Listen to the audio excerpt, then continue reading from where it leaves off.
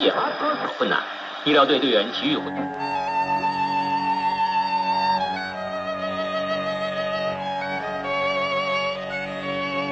यह आकाशवाणी है। हम आकाशवाणी के पटना केंद्र से बोल रहे हैं। जी हाँ, हम उस जमाने की बात कर रहे हैं जब मनोरंजन का सिर्फ और सिर्फ एक ही साधन हुआ करता था। खासकर हमारे देश के अधिकतर लोगों का मनोरंजन के साथ साथ देश विदेश के समाचारों को जानने का यही एक माध्यम हुआ करता था, क्योंकि देश में उस समय साक्षरता दर लगभग नगण्य थी। तब समाचार पत्रों का कोई विशेष महत्व नहीं हुआ करता था। इसके अलावा टीवी महंगे आते थे और बिजली भी हर जगह नहीं थी, तो रेडियो सबकी पहुंच में था और लोगों के दिलों में तब रेडियो एक अलग महत्व रखा था। रेडियो एक ऐसा साधन था जिसके साथ तमाम लोग सिलाई का काम, खेती का काम या कुछ लोग तो यहाँ तक कि पढ़ाई भी साथ में कर लिया करते थे। पटना से प्रसारित मुखिया जी और बटुक भाई के चौपाल तो चौपालों की रौनक थी, जिससे खेती बाड़ी कैसे हो और समसामयिक घटनाओं के साथ जन जागरूकता की बातें। रेडियो पर पारंपरिक लोकगीत, परंपरा और संस्कार गीतों से हमारे अंदर ऊर्जा भर देती थी। अजीत कुमार की सबसे अगाड़ी हमर बैलगाड़ी तो कंठस्थ याद हुआ करता था। बसंत सिंह के द्वारा गाया गाना महुआ की बेटी कमाल करके छोड़ देलक आज भी प्रासंगिक है। अधिकांश महिलाएं रेडियो सुनते हुए घर का खाना बनाना हो या कोई और घरेलू काम सारे निपटा दिया करती थी। दोपहर के कार्यक्रम तो मनोरंजन सप्ताह के कुछ दिन फिक्स हुआ करते थे,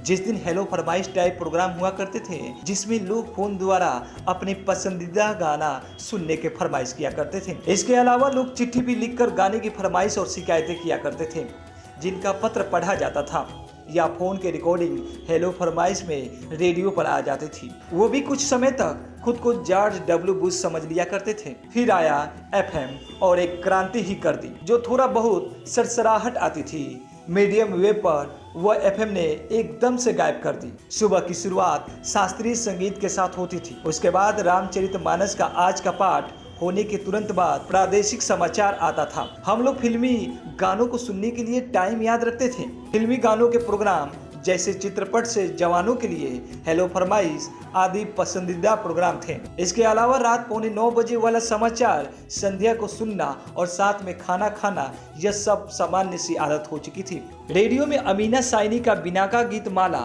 साप्ताहिक कार्यक्रम युवाओं के लिए गानों की लोकप्रियता का पैमाना था, जो आज व्यूज का है। यह कार्य बिनाका गीत माला करता था। हम जैसे क्रिकेट पसंद करने वाले लोगों के लिए जब मैच के सीधे प्रसारण के लिए लखनऊ की एंकर आकाशवाणी दिल्ली से चलने की बात करती थी, तो मानो जैसे हम लोग वाकई में दिल्ली पहुंच गए हों।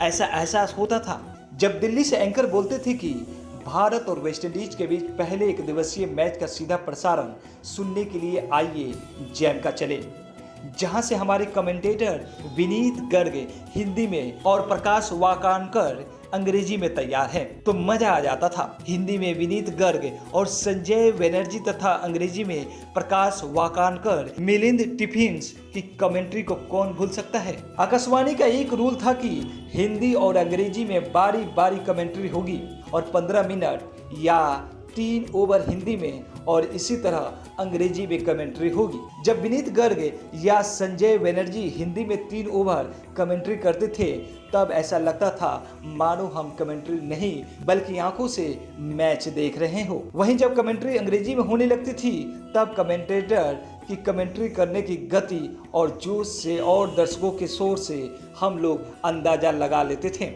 कि बल्लेबाज आउट हुआ है या बच गया है। वहीं चौके छक्के का अंदाजा लगाना ही नहीं पड़ता था, क्योंकि जब गेंद बाउंड्री के लिए जाती थी, तब ये बीएसएनएल चौका कनेक्टिंग इंडिया यह अनाउंस होने लगता था। जब कोई बल्लेबाज कोई गेंद खेलने से चूकता था, तब कमेंटेटर के भाव और बोलने का जो तरीका था वो भुलाया नहीं जा सकता है। कुछ लोगों के पास टीवी तो था, लेकिन कमेंट्री टीवी वाली उस दौर में उतनी जोशीली नहीं हुआ करती थी। तब लोग टीवी का वॉल्यूम बंद करके रेडियो पास में रखकर उसकी ही कमेंट्री सुना करते थे। रेडियो का एक जमाना था और लोग दीवाना हुआ करते थे। लेकिन कहते हैं ना कि हर चीज की एक एक्सपायरी डेट होती है और एक ना एक दिन खत्म हो जाती है। तो इस समय लगभग आकाशवाणी भी टेस्ट मैच की तरह हो गया है। लोग पसंद तो करते हैं लेकिन सुनना या देखना नहीं चाहते हैं। आजकल आकाशवाणी एफएम के माध्यम से कुछ कारों तक ही सीमित रह गया है। लोग अपनी कारों में ही रेडियो सुनते हुए देखे तो जा सकते हैं लेकिन बजाकर सुनते भी नहीं है ध्यान से। और इस दौर में कम्युनिटी रेडियो का बढ़ाया प्रचलन देश भर में रेडियो की उपयोगिता बढ़ा रहा है। ऐसे में छपरा के युवाओं ने रेडियो मयूर के माध्यम से जन जागरूकता और अन्य कार्यक्रम लोगों को रेडियो से जोड़ने का काम कर रहे हैं।